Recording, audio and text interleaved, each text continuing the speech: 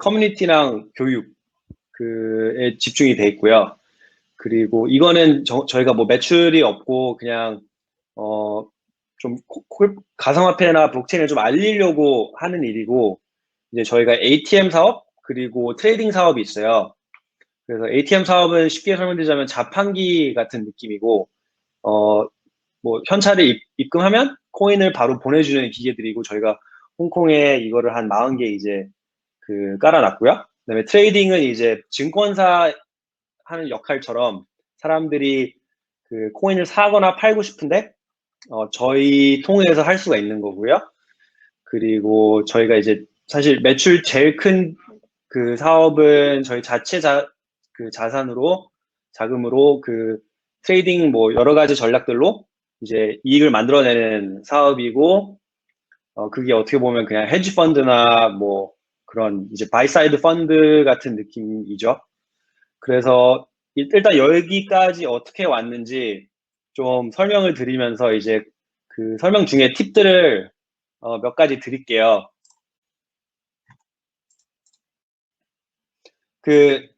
네, 저는 이제 미국 교포가 아니라 이제 홍콩 교포죠. 홍콩 교포고, 제가 2살 때부터 이제 국제학교 다니면서 이제 대학교는 미국 다녀오고, 그래서 어, 인베스트먼트 뱅킹이라는 거를 하고 싶었었어요.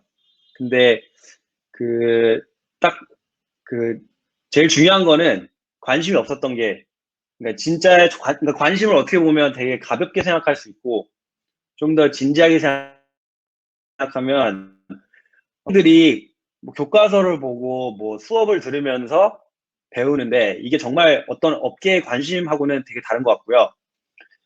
면접들을 이제 하면서 이게 되게 티가 나는 거죠. 아, 뭐 GPA 나쁘지 않고, 그러니까 이제 학점이 나쁘지 않고, 뭐 학교 이름도 나쁘지 않고, 저는 이런 걸로 그냥 이제 취직이 되는 줄 알았는데 그거랑은 완전 현실이 다르다는 거를 알려드리고 싶고요.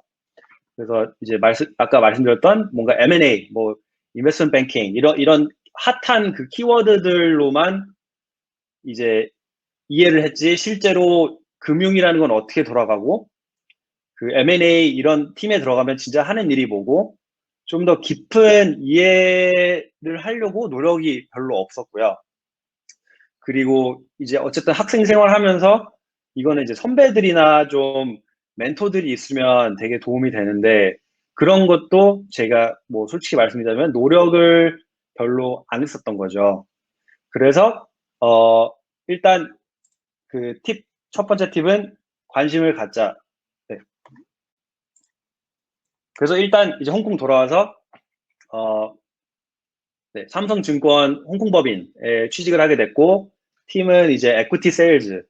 그래서 에퀴티 세일즈 모르시는 분들은 이제 증권사에서 이제 한국 시장, 그러니까 저희 제품이 이제 한국 시장이고, 저희 클라이언트들은 외국 펀드들, 예를 들어 뭐 JP 모건, 피델리티, 싱가포르의 뭐 GIC, 그다음에 뭐 헤지 펀드들도 뭐 많고, 이제 저희는 이제 기관 상대로 이제 영업을 하는 건데, 저희가 이제 서비스 링을 잘해주면 저희 통해서 거래를 많이 해서 이제 수수료가 나오는 그런 구조고요.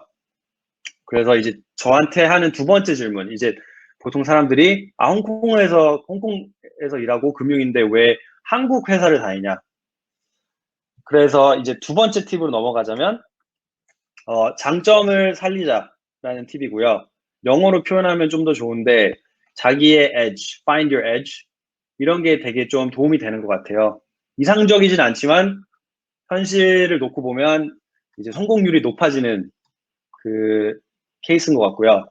그래서 엣지라는 거는 뭐 되게 다양하죠. 이제 저는 뭐 언어, 뭐 본인이 관심 갖는 거, 그리고 성격, 그리고 주변에 있는 네트워크나 이런 그냥 기본적으로 그런 관심을 가져서 지식들이 나오는 이런 엣지들이 다양한데, 제가 삼성증권 에퀴티 세일즈랑 딱 이제 매칭을 하자면 일단 회사를 갈 거면 되게 좀 인턴을 안 해본 상황에서는 좀 어려워요. 솔직히. 왜냐면 그 뱅킹 자체가 되게 성장하는 업계도 아니고 헤드카운트 자체도 적은데 보통 여름 인턴을 해봤으면 붙을 가능성이 높고 그러면 이제 제가 잘할 수 있는 거 일단 제가 한국인이니까 그걸 살려야 되고 그리고 그 뭐 어쨌든 뭐 어느 정도 학교에서 파이낸스 전공을 했고 그러면 이제 어쨌든 그게 엣지가 좀 될 수가 있는 거고 금융 관련된 그 네, 그런 잡을 이제 지원할 때 그리고 마지막은 이제 전 성격이라고 많이 생각했었어요. 그래서 사실 뭐 애널리스트 같은 경우는 진짜 자리에 앉아서 뭐 클라이언트 만날 일도 없고 정말 모델 뭐 자료 만들고 뭐 모델 돌리고 뭐 이런 사실 공부를 많이 하는 일인데 세일즈라는 일은 그런 부분도 있지만 되게 클라이언트 릴레이션십이 더 중요한 일인 것 같고요. 그래서 좀 다른 뭐 뱅킹 쪽 친구들하고 비교하자면 저는 되게 이제 첫 직장부터 클라이언트를 많이 만나고 되게 본인이 디벨롭할 수 있는 그런 이제 또 다른 장점이라고 생각하고요. 그리고 되게 신기했던 게 에쿼티 세일즈라는 거는 이제 제가 처음 들어본 게 아니라 예전에 다른 데서 인턴할 때 딱 이거는 너랑 맞겠다라고 멘토분이 해줬었어요. 그래서 이런 것도 되게 이제 뭔가 면접을 보러 갈 때 자신감이 생기고 그리고 삼성증권 그 당시에 이제 지인이 다른 팀에서 일하고 있었어요. 그래서 되게 이런 그 네트워크나 자기 주변의 지인 뭐 이런 정보들 다 이런 걸 사용하면서 엣지를 찾는 게 되게 중요한 것 같고요. 면접을 딱 들어갈 때 자신감이 되게 있었어요. 준비할 때도 되게 쉬웠고 뭔가 잘 될 것 같고 그래서 느낌이 딱 있더라고요. 면접 딱 볼 때. 그래서 그렇게 취직하게 됐고 이제 그 PR, permanent resident 그 스테러스니까 이게 뭐 한국에 계신 분들 입장에서는 그게 없고 좀 어렵지 않냐. 근데 저희 뭐 제네시스 블락 같은 경우도 워킹 비자 해줄 때 되게 별거 아니더라고요. 뭐 제가 뭐 전문가는 아니지만 저희 경험상으로는 되게 뭐 돈도 별로 안 들고 뭐 서류도 되게 간단하고 하고 다른 회사들 같은 경우도 이제 원래 홍콩 레지던트가 아니면 이제 하우징 이런 거를 해줘야 되잖아요. 근데 요즘에는 그런 것도 해주는 회사가 별로 없어서 다 똑같은 필드인 것 같아요. 똑같이 경쟁하는 거고 뭔가 회사 입장에서 굳이 뭐 PR가 아니라고 거절할 이유는 아닌 것 같고요. 그래서 그거는 너무 걱정 안 하셔도 되는 것 같아요. 제네시스 블락으로 이직하는 게 되게 쉬운 결정은 아니죠. 그러면 스타트업 자체도 엄청난 리스크고 근데 스타트업인데 가상화폐 업계 스타트업은 리스크 곱하기 리스크죠. 그래서 되게 좀 어떤 사람들은 이제 놀랄 정도로 이제 궁금해 하는데 제가 이제 첫 번째 팁 관심을 갖자, 두 번째 팁 장점을 살리자. 이거 되게 약간 조합한 분석인데 제가 딱 이제 제네시스 블락이라는 회사가 생긴 지 뭐 한두 달? 그리고 직원 4명? 그리고 2017년이어서 수요가 장난 아니었어요. 그래서 되게 좀 정신없는 상황이었는데 일단 제 커리어를 걸 정도면 비트코인이 뭔지 일단 알아야 될 거 아니에요. 그래서 처음 했던 게 일단 이제 백서, 뭐 이제 코인마다 무슨 PhD가 쓰는 페이퍼처럼 뭔가 설명해주는 자료들이 있는데 그거를 한 2, 3일 읽고 뭐 업계에 대한 좀 자료들 좀 읽어보고 그래서 되게 2, 3일 정도 지나니까 좀 이해 그 도가 생기고 되게 좋게 그러니까 약간 이거를 왜 지금 처음 알았지? 되게 뭔가 새롭고 make sense 되는 컨셉이고 딱 뭔가 society의 사회 add value가 딱 보이는데 왜 이걸 지금 알았지? 그래서 되게 좀 후회를 하면서도 되게 좋게 생각했었고요. 그 다음에 봐야 될 거는 오케이 새로운 업계인데 이 업계에 누가 돈 버냐? 그러니까 이 이코시스템 안에서 뭐 다 뭔가 가치가 있겠지만 어쨌든 이 비즈니스 모델을 한번 생각을 해봐야 돼요. 그래서 저는 이제 볼륨이 살아나니까 거래량이 살아나니까 시장이 커질 거고 그러면 가격의 움직임보다는 이쪽이 낫겠다. 왜냐하면 거래량은 뭐 가격의 움직임이 연관성도 있을 수 있지만 어쨌든 장기적으로 보면 꾸준히 커갈 수 있는 환경이니까. 그리고 그 제네시스 블락이라는 회사가 어쨌든 이제 뭐 거래소들하고 붙이자면 제네시스 블락의 엣지가 뭔지 살아남을 수 있는지 이거를 한번 생각을 해봐야 됐었고요. 그리고 제 자신이 이 회사에 들어와서 뭔가 특별한 애드밸류가 있어야지 서로 이게 장기적으로 잘 될 수 있는 거지. 그래서 저는 이제 딱 그 팀에 계셨던 분들 보면 당연히 한국 사람은 없었고요. 그리고 한국 수요가 되게 많은 상황이었는데 이런 건 당연히 좋은 뜻이었고 그리고 금융 백그라운드도 사실 제가 증권사 백그라운드 저밖에 없었고요. 그리고 이런 식으로 이제 제가 좀 남들이 못하는 것들을 해줄 수 있으니까 뭔가 가고 싶은 마음이 생기고 그 다음에 이제 마지막으로 봐야 되는 거는 지금 하고 있는 일하고 또 이직을 할 거면 이직할 수 있는 곳이 많을 거 아니에요. 그러면 좀 비교를 해봐야 되는 거죠. 그래서 그때 당시에는 제가 삼성증권을 떠나고 그 작은 제조업 뭔가 좀 이렇게 이런 전략 그리고 영업 이런 일을 하고 있었는데 뭐 당연히 제조업은 다 어려운 상황이죠. 네, 거의 웬만한 회사들은 좀 어려운 상황이고 그리고 제 백그라운드로 좀 오랫동안 어떤 회사를 이끌어 나갈 수 있는 능력은 좀 안 되는 것 같고 그리고 반대로 이제 뭐 금융을 다시 갈 수도 있잖아요. 그러면 금융을 돌아가서 또 세일즈를 하면 상황이 어떤지 그럼 당연히 뭐 여러 가지 이유로 좀 제가 원래 했던 일이 좀 어려운 상황이고 그래서 딱히 더 익사이팅하거나 뭐 땡기는 이런 옵션이 없다면 결국 이제 제 마음속으로는 그 정리가 딱 된 거죠. 그래서 이런 거를 딱 정리해서 마음을 잡고 가면 확실히 이 디스트랙션이 없고 흔들림이 없고 딱 일에 집중할 수 있는 게 되게 좋은 것 같아요. 네. 그래서 뭐 지금 3년 지나서 이제 와서 보면 정말 최고의 결정이었죠. 뭐 결과를 아는 상황에서 말씀드리니까 좀 그렇지만 어쨌든 과거에 제가 했던 일들 그리고 깨달았던 뭐 제 실수들을 하면서 이제 뭔가 배우고 이런 과정에서 여기까지 왔으니까 되게 좀 감사하게 생각하고 저희는 정말 이제 ATM 사업도 한 10배 이상으로 키웠고 트레이딩도 이제 상대하는 그 나라들도 되게 많아졌고 뭐 볼륨이나 이익이나 뭐 여러 가지로 봐도 다 되게 지금 잘 되고 있어요. 감사하게도. 그리고 저희가 올해 초에 이제 처음으로 이제 그 외부에서 펀드레이징을 해가지고 하고 그것도 이제 뭔가 돈이 필요해서가 아니라 되게 뭔가 전략적인 파트너십 기회가 있어서 그렇게 진행이 됐었고 되게 좀 네, 지금까지는 너무 감사하게도 잘 되고 있습니다. 그래서 그 스타트업 생활이 이제 완전히 다르죠. 대기업 라이프랑. 그래서 그 몇 가지 좀 짚어드리자면, 되게 좀 올인해야 되는 상황이에요. 잡 시큐리티가 어떻게 보면 회사의 서바이벌이 잡 시큐리티보다 더 이제 중요한 거고, 어차피 회사가 힘들어하면 뭐 잡이 무슨 의미가 있어요. 그래서 되게 제 개인적 인디비주얼한 그 퍼포먼스가 회사의 퍼포먼스랑 되게 거의 묶어서 간다고 생각하면 되시고요.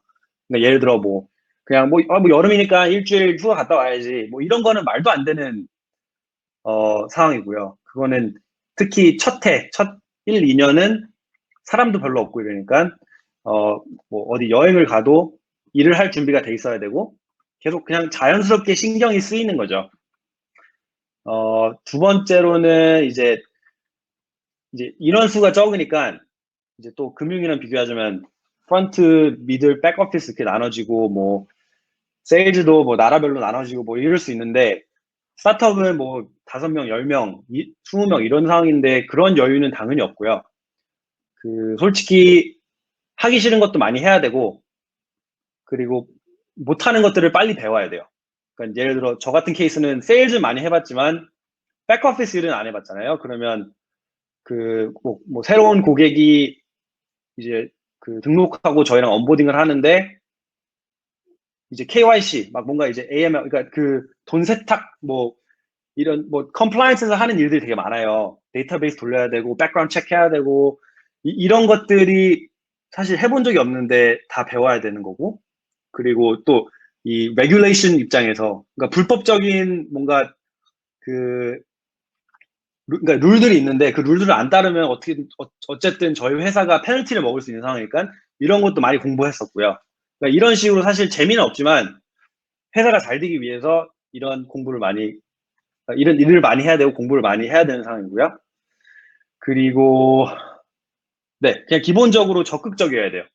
그냥 뭐 이 포지션으로 뽑혔으니까 뭐 직원으로 들어왔으니까 이것만 딱 해야지라고 생각하면 그냥 기본적으로 분위기가 별로 안 좋아요. 왜냐면 제가 이거를 더 할 수 있는데 그냥 딴 사람이 하면 되지라고 하면 너무 같이 일하면서 좀 불편하고 그 유지가 안 돼요.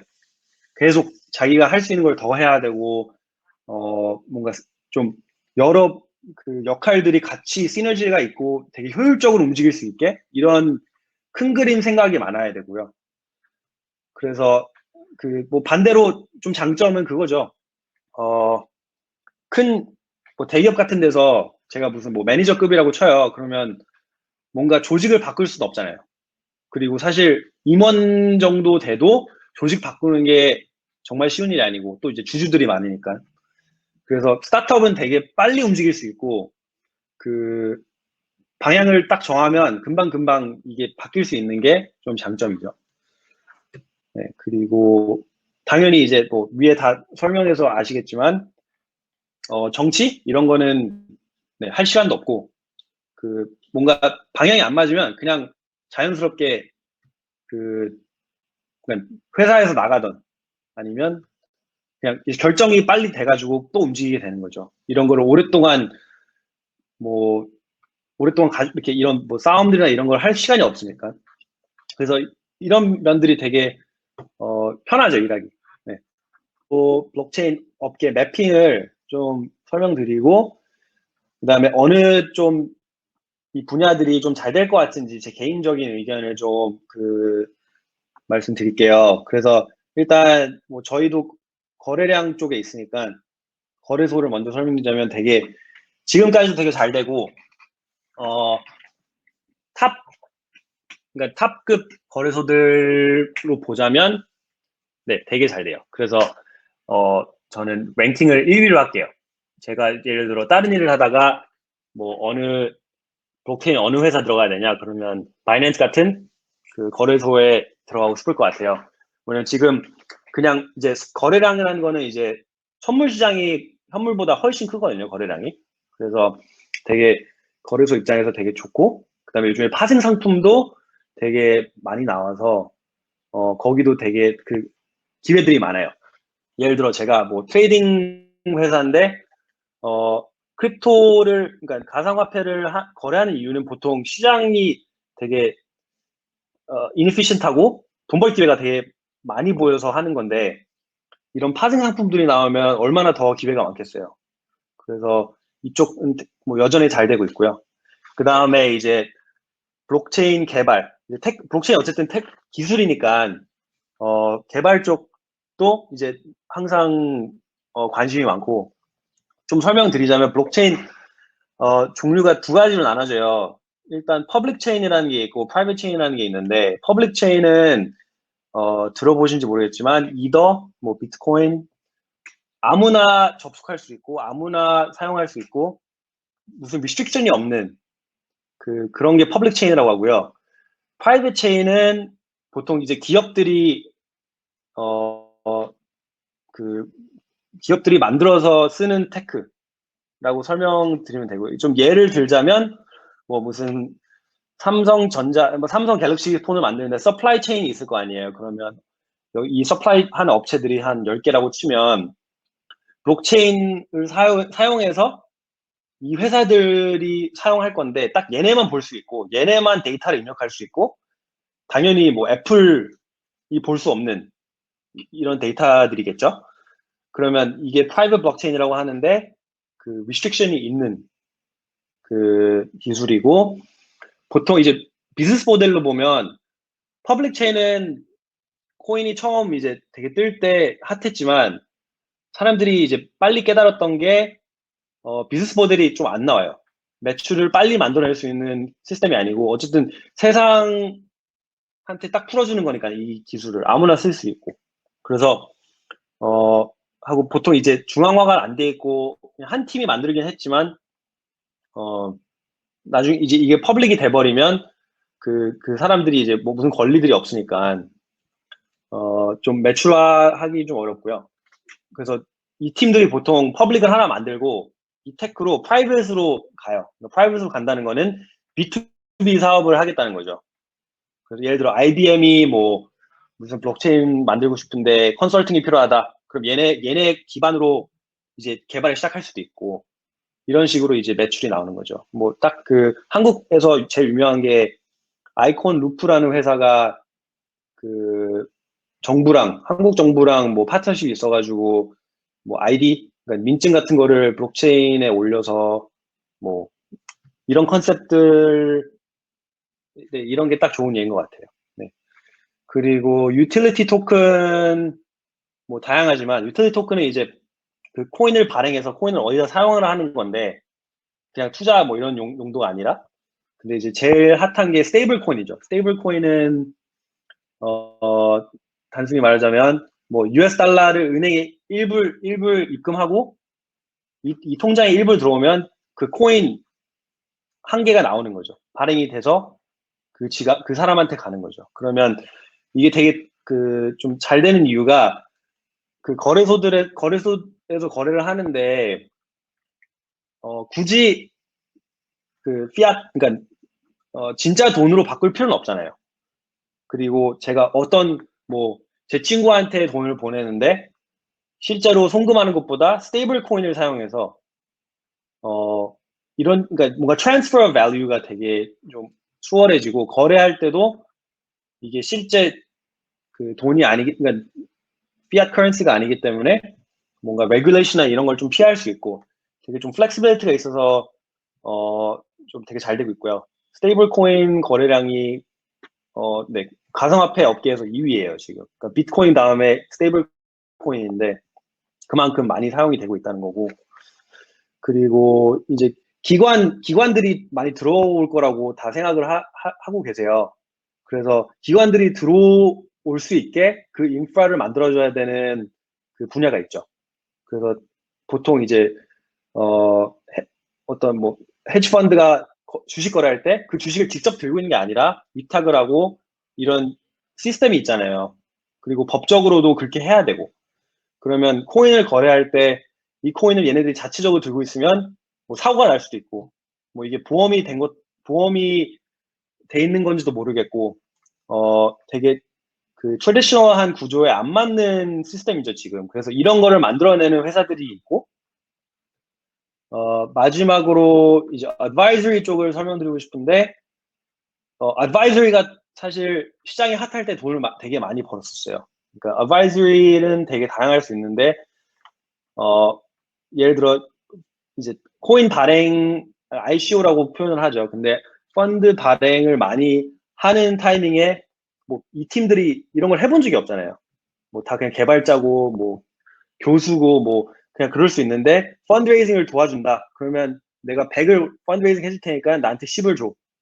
이런 식으로 advisory를 할 수 있고, 뭐 그 코인 때문에 또 법적인 문제가 또 얼마나 많아요. 뭐 뉴스 보시면 정말 많은데 이런 것도 좀 전문성이 있으면 되게 네, 엣지가 있는 것 같고요. 그리고 테크 어드바이저는 아까 말씀드렸듯이 뭐 어떤 회사가 뭐 이런 걸 만들고 싶은데 블록체인 그 경험이 없어서 어떤 어드바이저를 불러서 이제 껴서 같이 개발하는 이런 모델이죠.